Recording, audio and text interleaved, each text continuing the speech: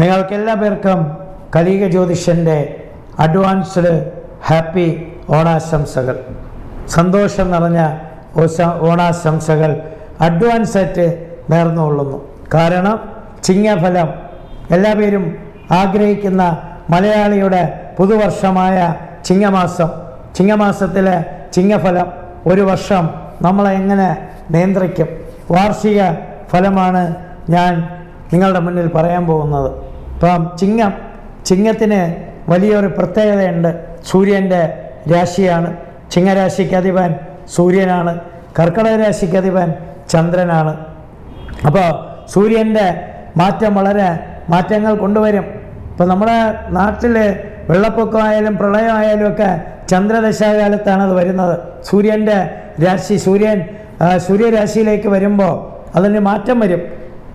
പ്രളയം വന്നപ്പോഴും ഞാൻ പറഞ്ഞു ചിങ്ങം 18 തുടങ്ങി 5-6 ദിവസം ആകുമ്പോഴത്തേക്ക് അതിന് മാറ്റം സംഭവിക്കുമെന്ന്. അതുപോലെ പ്രളയം മാറി. ഇപ്പം സൂര്യന് വലിയ പ്രാധാന്യമുണ്ട്. സൂര്യൻ പിതൃകാരകത്തനാണ്, ചന്ദ്രൻ മാതൃകാരകത്തനും, ഭൂമി മകളും. ഇപ്പം എങ്ങനെയാണ് പറയുന്നത്? അപ്പം അങ്ങനെ നോക്കുമ്പോൾ സൂര്യൻ പിതൃകാരകത്തനായ സൂര്യൻ്റെ ചിങ്ങരാശിയിലാണ് ഓണം.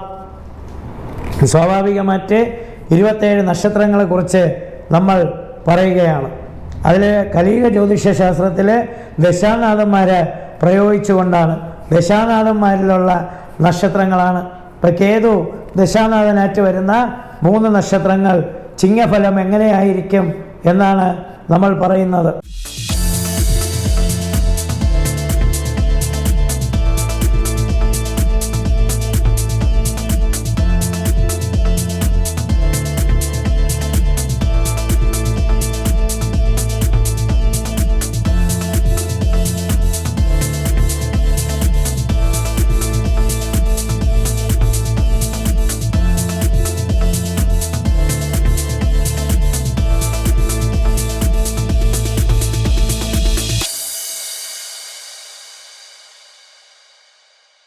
അശ്വതി, മകം, മൂലം. അതാണ് നമ്മുടെ കേതു രാശിയായിട്ട് വരുന്ന കേതുവിൽ വരുന്നത് അശ്വതി, മകം, മൂലം. അപ്പോൾ ഇവർക്ക് ചിങ്ങഫലം പൊതുവെ എങ്ങനെയായിരിക്കും എന്നുള്ളതാണ് ഞാൻ വിശദീകരിക്കുന്നത്. അശ്വതി നക്ഷത്രക്കാരെ സംബന്ധിച്ചോളം അവർക്ക് നല്ല സമയമാണ്. ചിങ്ങഫലം പൊതുവെ അവർക്ക് അനുകൂലമായിട്ടാണ് കാണുന്നത്. അവർക്ക് ഈ വർഷം സന്തോഷങ്ങൾ നിറഞ്ഞതായിരിക്കും, സൗഭാഗ്യങ്ങൾ നിറഞ്ഞതായിരിക്കും. അവർക്ക് ഭൂമി വാങ്ങാനുള്ള യോഗം, തൊഴിൽ കിട്ടാനുള്ള യോഗം, ഇതെല്ലാം അവരിലേക്ക് വന്നു ചേരും. അത് കഴിഞ്ഞാൽ പിന്നെ വരുന്നത് മകം നക്ഷത്രക്കാരെ സംബന്ധിച്ചോളം ഈ വർഷം അവർക്ക് കുറച്ച് പ്രയാസങ്ങളുടെ വർഷമാണ്. അവർക്ക് രോഗങ്ങളാൽ അവരെ ബുദ്ധിമുട്ടിക്കും, ധനം ശോഷിക്കും. പൊതുവെ മകം നക്ഷത്രം ഒന്ന് ശ്രദ്ധിച്ചു പോകണം. പോരാത്തുള്ളവർക്ക് കണ്ടകശനിയാണ്. 7-ാം ഭാവത്തിൽ കണ്ടകശനി അവരെ നല്ലതുപോലെ സ്വാധീനിക്കും. വിവാഹ ജീവിതവുമായിട്ട് ബന്ധപ്പെട്ട് പ്രയാസങ്ങളോ ബുദ്ധിമുട്ടുകളോ വരാതിരിക്കാൻ വളരെയധികം ശ്രദ്ധിക്കണം. മകം നക്ഷത്രം ഒരു പുതിയ സംരംഭവും ഈ വർഷം തുടങ്ങാൻ പാടില്ല. പിന്നെ വരുന്നത് മൂലം നക്ഷത്രത്തിനെ സംബന്ധിച്ചോളം അവർക്ക് സമ്മിശ്രമായ ഒരു വർഷമാണ്. എങ്കിലും അവർ പ്രയാസങ്ങൾ നിറഞ്ഞതാണ്. അവരുടെ തൊഴിൽ മേഖലയിൽ അവർക്ക് വളരെ പ്രയാസങ്ങളുണ്ടാവും. തൊഴിലെടുത്ത് ശത്രുക്കളുണ്ടാവും. ഫിനാൻഷ്യലായിട്ട് അവർ പ്രതിസന്ധികൾ നേരിടേണ്ടി വരും. എല്ലാം നോക്കിയും കണ്ടും ചെയ്യണം. ധനത്തെ ഒരു കാൽക്കുലേഷനിലൂടെ ധനം ചെലവാക്കണം. സാമ്പത്തിക മേഖലയാണ് അവരെ പിടിച്ചുലയ്ക്കുന്നത്. ചാടിക്കേറി പുതിയ സംരംഭങ്ങളിലേക്കൊന്നും കാലുവെക്കരുത്. ശത്രുക്കൾ ഉണ്ടായിക്കൊണ്ടിരിക്കും. സാമ്പത്തിക മേഖലയിലും ശത്രുഭാവവും വളരെ ശ്രദ്ധിക്കണം. ഇതാണ് മൂല നക്ഷത്രക്കാർ ശ്രദ്ധിക്കേണ്ടത്. ഇനി അടുത്ത വരുന്നത് ശുക്രനിൽ വരുന്ന 3 നക്ഷത്രങ്ങളാണ് ഭരണി, പൂരം, പൂരാടം. അതിൽ ഭരണി സംബന്ധിച്ചോളം ഭരണി നക്ഷത്രത്തിന് കണ്ടകശനി കാലം എല്ലാം കഴിഞ്ഞ് അവർക്ക് രാജയോഗം തന്നെയാണ്. അവരുടെ നല്ല സമയമാണ്. പക്ഷേ ഇടയ്ക്കിടയ്ക്ക് അവർക്ക് ദുഃഖവും പ്രയാസവും അവർ തന്നെ ഉണ്ടാക്കും. ഭരണിക്ക് അങ്ങനെ ഒരു കുഴപ്പമുണ്ട്. 5 ദിവസം നല്ലതായിട്ട് പോയാൽ 6ൻ്റെ അന്ന് അവർക്കൊരു പ്രയാസം ഉണ്ടാക്കണം. അത് അവരുടെ ഒരു ഭാഗമാണ്.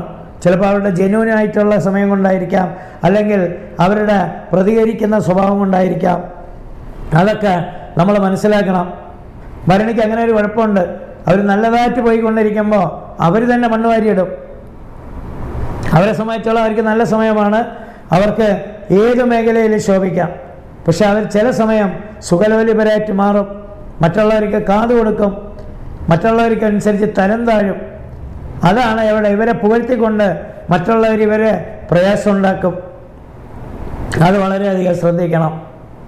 അത് കഴിഞ്ഞാൽ പൂര നക്ഷത്രത്തിന് കണ്ടശനി കാരണം അവർ വളരെയധികം ശ്രദ്ധിക്കണം. ആശുപത്രിവാസമൊക്കെ ഉണ്ട് പൂര നക്ഷത്രത്തിന്. ഞാൻ പറഞ്ഞു, വാഹനങ്ങൾ വളരെ ശ്രദ്ധിച്ച് തന്നെ ഓട്ടിക്കണം. അത് അവരുടെ ഒരു ഭാഗമാണ്. പിന്നെ സ്വന്തക്കാരിൽ നിന്നും ശത്രുത ഉണ്ടാവും.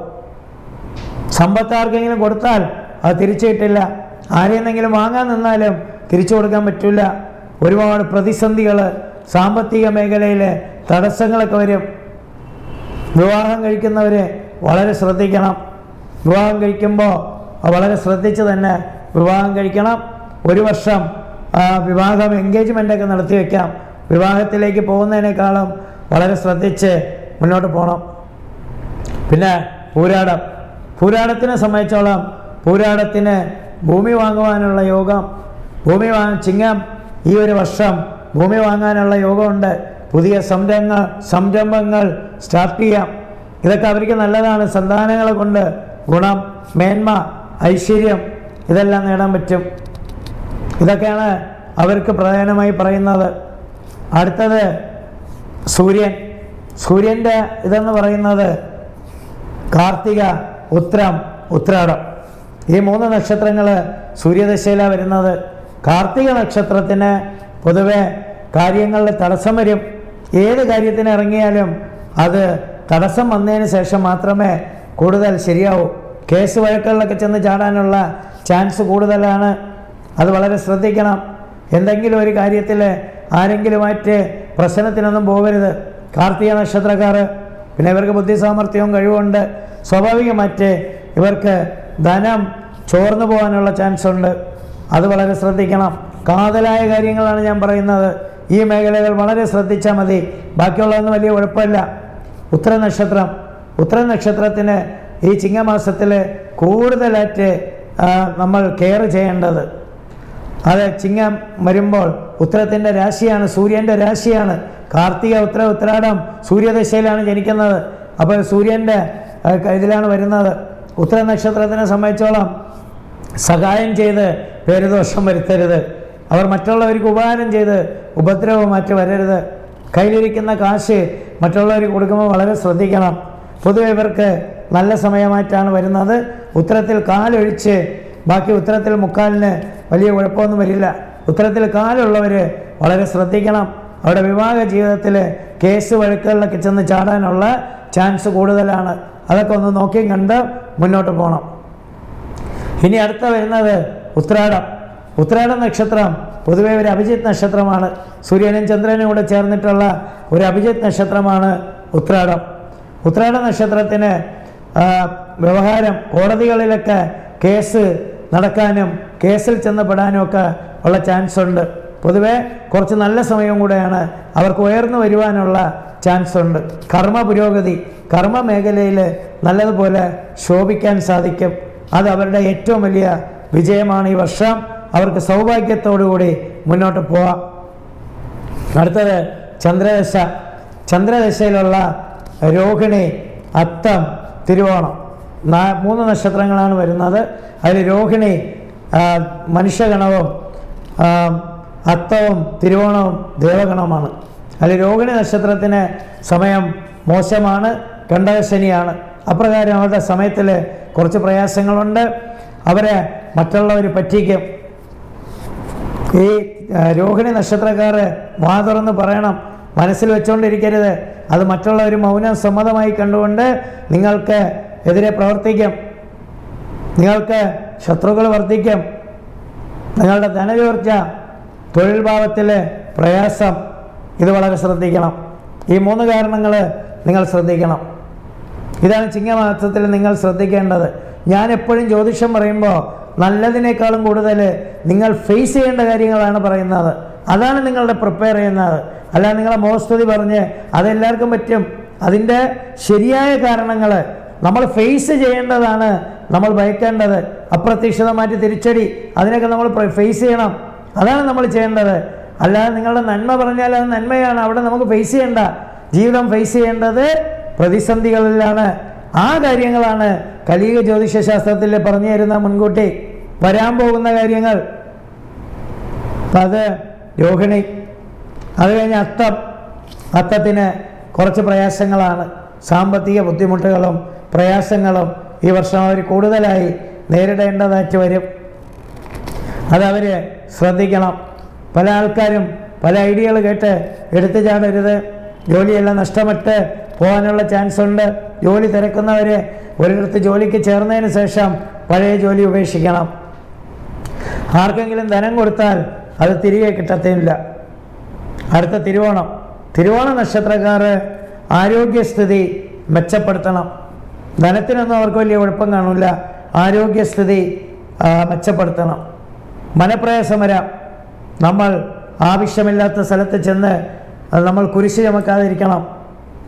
നല്ലതെന്ന് പറഞ്ഞ് ചെന്ന് ചാടിക്കൊടുക്കരുത്. ഇവർക്കൊരു സ്വഭാവമുണ്ട്, ധനം ലഭിക്കാൻ കയ്യിലുള്ള ധനം കൂടെ നഷ്ടപ്പെടുത്തും.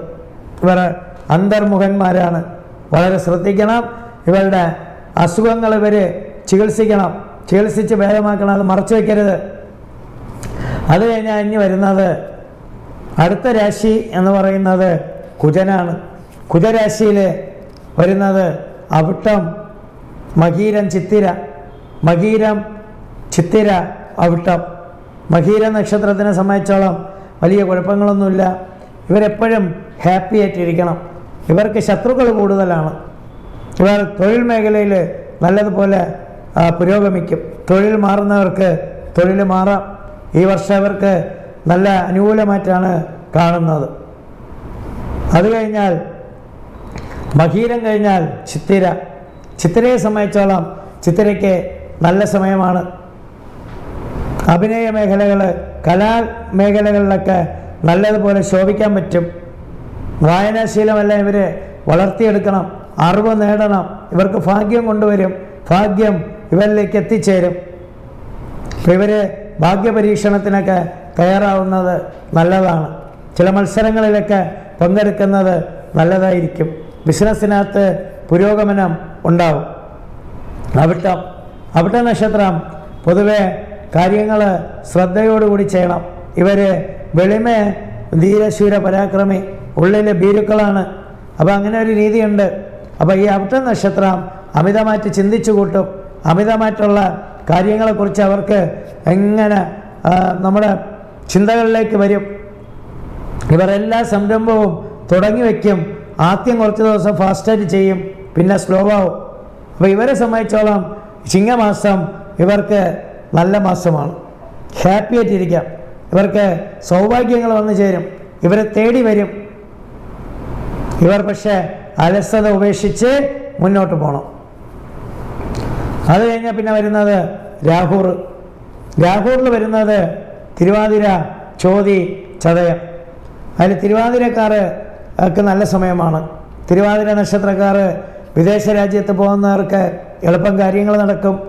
വിദേശ രാജ്യത്ത് പോകാം, ഭൂമി വാങ്ങാം, സൗഭാഗ്യങ്ങളാണ്. കുടുംബത്തിനകത്ത് ഐശ്വര്യം, സന്താനങ്ങൾക്ക് ഫലപ്രാപ്തിയും ഐശ്വര്യവും. അവർ ഉന്നത വിജയം നേടി വിജയിക്കും.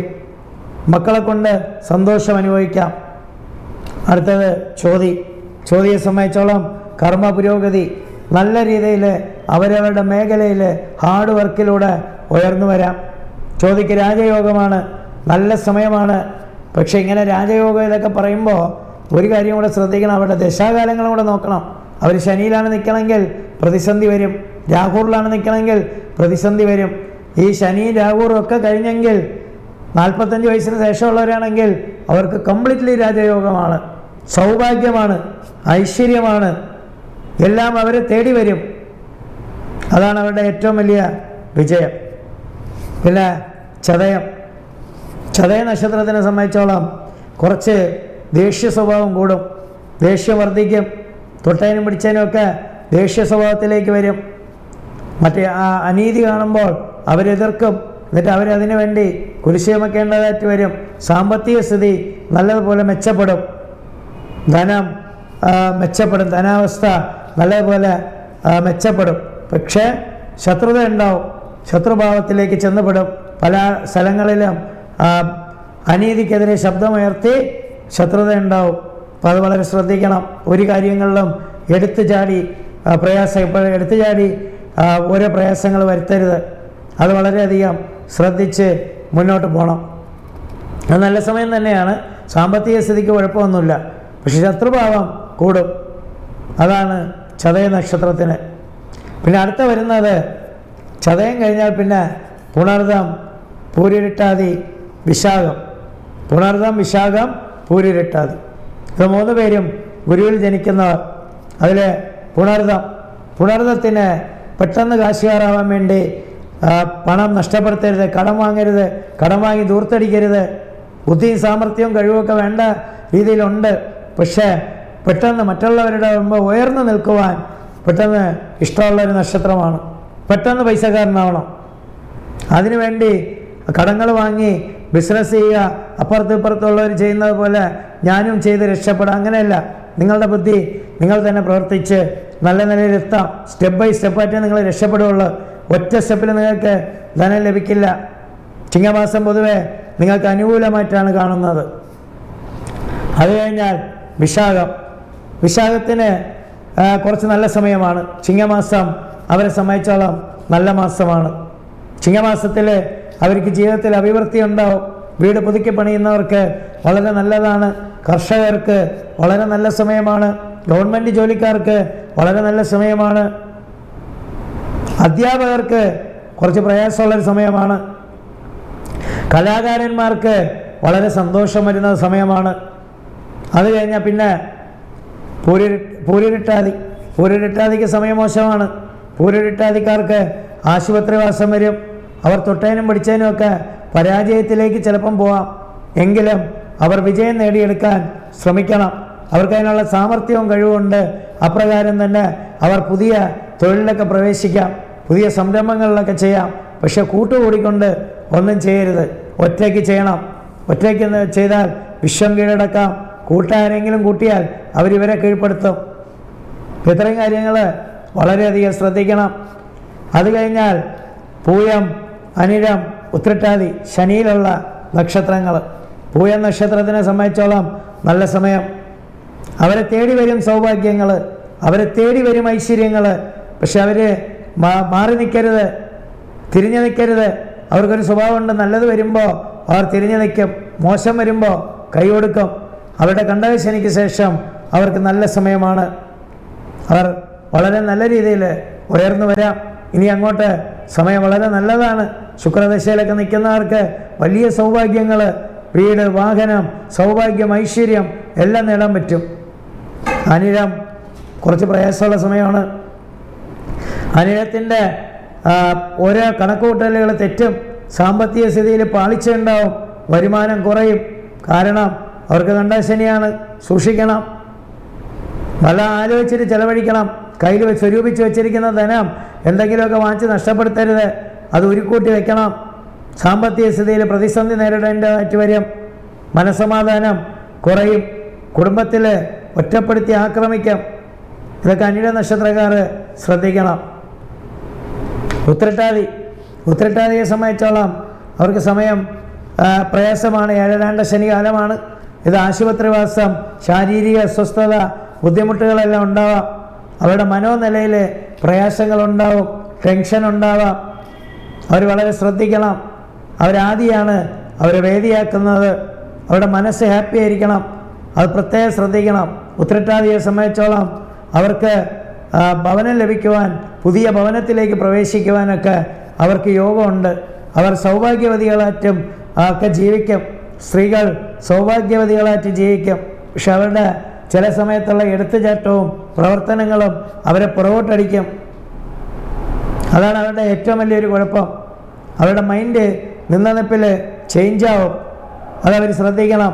ഈ വർഷം പൊതുവെ അവർക്ക് നല്ലതാണ്. ഉത്രട്ടാതിയെ സംബന്ധിച്ചോളം ചിങ്ങമാസം വളരെ നല്ലതായിട്ടാണ് കാണുന്നത്. ഇനി 27 നക്ഷത്രങ്ങളിൽ അവസാനത്തെ സെറ്റ് നക്ഷത്രമാണ് ബുധൻ. ബുധൻ ദശാനാഥനായി വരുന്ന ആയില്യം, കേട്ട, രേവതി.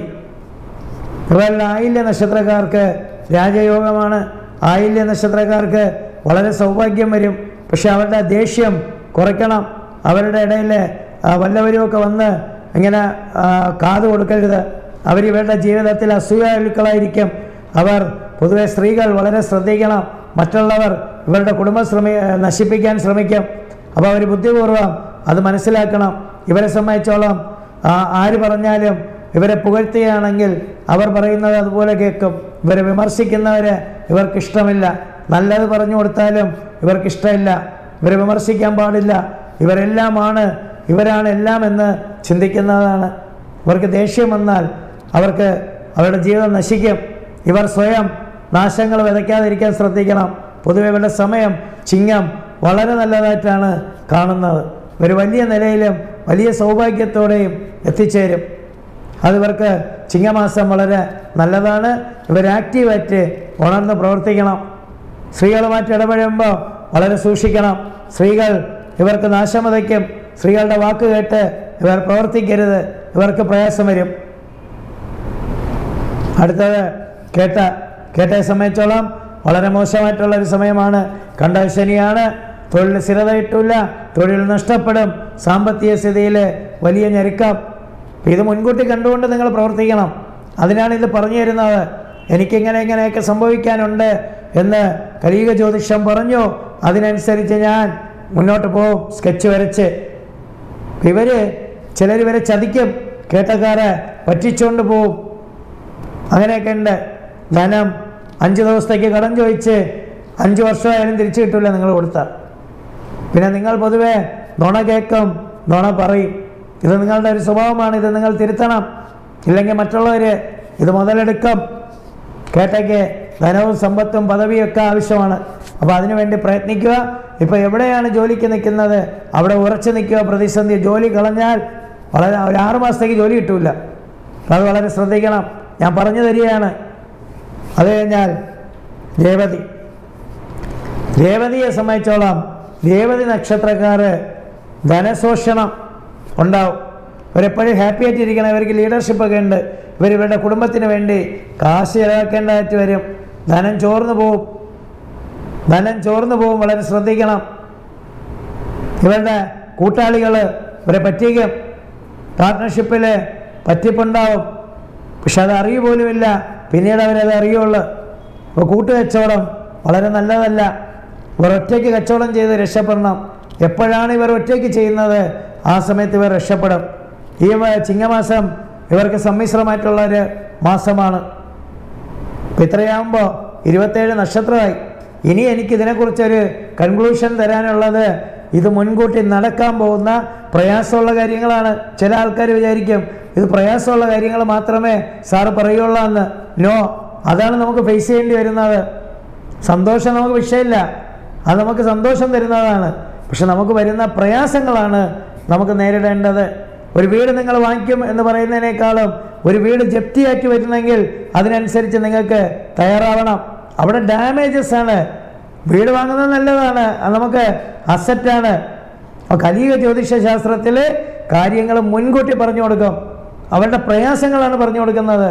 എന്ന് പറഞ്ഞാൽ അവർക്ക് പ്രയാസം മാത്രമാണെന്നല്ല പറയുന്നത്. ഇവിടെ ഇതൊക്കെയാണ് നിങ്ങൾ ഫേസ് ചെയ്യേണ്ടത്. സന്തോഷം വരുത്തുന്നത് നമുക്ക് വിഷയമില്ല. ബാക്കി എന്ത് നമുക്ക് ലഭിച്ചാലും അത് നമുക്ക് കിട്ടുന്നതാണ്. നഷ്ടങ്ങളാണ് മനുഷ്യനെ ഫേസ് ചെയ്യേണ്ടത്. അത് കാരണമാണ് ഇത് പറയുന്നത്. ഇത് ആർക്കും ദേഷ്യമോ വെറുപ്പോ അങ്ങനെ വിദ്വേഷമോ ഉണ്ടാവണ്ട. എൻ്റെ നാള് മോശം. 27 നക്ഷത്രങ്ങളും ഭഗവാന്റെ സൃഷ്ടി പ്രപഞ്ചത്തിലുള്ളതാണ്. അപ്പോൾ എല്ലാ നക്ഷത്രങ്ങളും കൊള്ളാം. പക്ഷെ ഓരോരോ സമയങ്ങളിൽ ഓരോരോ പ്രായങ്ങളിൽ ഇങ്ങനെയൊക്കെയാണ് എന്ന് കാൽക്കുലേഷനാണ്. അതുകൊണ്ട് നിങ്ങൾ മനസ്സിലാക്കണം. അപ്പം നിങ്ങളിത് ശ്രദ്ധിച്ചാൽ നിങ്ങൾക്ക് ദുഃഖിക്കേണ്ടി വരില്ല. നിങ്ങൾ തയ്യാറാവും. ഞാനെപ്പോഴും പറയും പോലെ നിങ്ങൾ റോഡിലൊരു കുഴിയുണ്ട്, അവിടെ കുഴിയുണ്ടെന്ന് അറിഞ്ഞാൽ നിങ്ങൾ ശ്രദ്ധിച്ചു വരും. ഇനി അവിടെ കുഴിയില്ല എന്നറിഞ്ഞാണ് നിങ്ങൾക്ക് ഒന്നും അറിഞ്ഞുവിടെങ്കിൽ നിങ്ങൾ ഭയങ്കര ഫാസ്റ്റിൽ വണ്ടി ഓട്ടിക്കും. അവിടെ വരുമ്പോൾ പെട്ടെന്ന് നിങ്ങൾ അറച്ചു കുഴിയിൽ വീഴും. അപ്പോൾ മുൻകൂട്ടി അറിഞ്ഞാൽ നിങ്ങൾക്ക് അതിനനുസരിച്ച് പ്രിപ്പയർ ആവാം. അതാണ് കലിക ജ്യോതിഷൻ്റെ ലക്ഷ്യം. അതാണ് കലിക ജ്യോതിഷ ശാസ്ത്രത്തിൻ്റെ പ്രത്യേകത. അപ്പോൾ അത് നിങ്ങൾ മനസ്സിലാക്കണം. അല്ലാതെ നിങ്ങളുടെ മോശം കാര്യങ്ങൾ മാത്രം പറയല്ല. നമുക്ക് എന്താണോ നേരിടേണ്ടത് അവിടെ നമ്മൾ നേരിട്ടാൽ നമ്മൾ വിജയിക്കും. നമുക്ക് വരുമ്പോൾ ഡാമേജ് നമ്മൾ നികത്തിയാൽ നമ്മൾ വിജയിക്കും. പിന്നെ 4 പ്രാവശ്യം പരാജയം വന്നാലും ആ 4 പരാജയം ഉൾക്കൊണ്ട് 5ാമത് വിജയം വരും. വിജയിക്കണം എന്ന് തീരുമാനിച്ചാൽ നിങ്ങളെ തോൽപ്പിക്കാൻ ഈ ഭൂമിയിൽ ആർക്ക് സാധിക്കില്ല. നിങ്ങൾ വിജയിക്കുക തന്നെ ചെയ്യും. 4 പരാജയം വന്നാൽ 5ാമത് വിജയിക്കും. അമേരിക്കൻ പ്രസിഡൻ്റായിരുന്ന എബ്രഹാം ലിങ്കൻ കൗൺസിലറായിട്ട് നിന്ന് തോറ്റു, ഗവർണറായിട്ട് നിന്ന് തോറ്റു, MLA ആയിട്ട് നിന്ന് തോറ്റു, എല്ലാ മേഖലകളിലും തോറ്റു. അവസാനം അദ്ദേഹം അമേരിക്കൻ പ്രസിഡൻ്റായിട്ട് നിന്ന് ജയിച്ചു.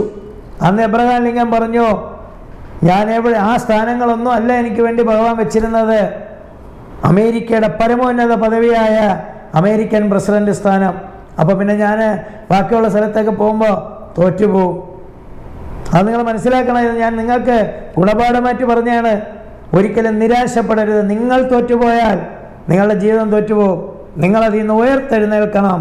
നിങ്ങൾ വിജയിക്കും.